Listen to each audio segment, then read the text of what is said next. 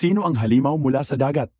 Ang halimaw mula sa dagat ay may 7 ulo at 10 sungay, at sa mga sungay nito ay may 10 korona. Sa Biblia, ang dagat o anyong tubig ay sumisimbolo sa mga tao, mga bansa at mga wika.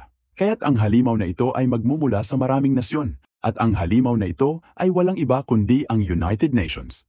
At ayon sa aklat ng pahayag, ang halimaw sa dagat ay kahalintulad ng isang leopardo, na ang mga paa ay gaya ng sa oso, at ang bibig ay gaya ng sa leon. Ang 7 ulo o 7 bundok ay sumisimbolo sa 7 kaharian o imperyo na naghari sa mundo. Ang unang imperyo ay ang Ehipto, ang ikalawa ay ang Assyria, ang ikatlo ay ang Babylon, ang ika-4 ay Persia, ang ika-5 ay Greece, ang ika-6 ay Rome, at ang ika-7 ay ang United Nations.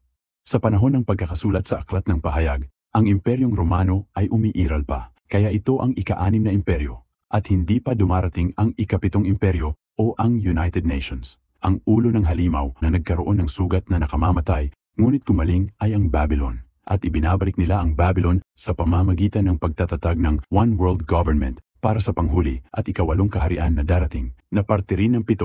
Ang 10 sungay na may 10 korona ay sumisimbolo sa 10 hari o 10 elitista na malapit nang magpatupad ng One World Government na tatagal lamang ng 3.5 taon.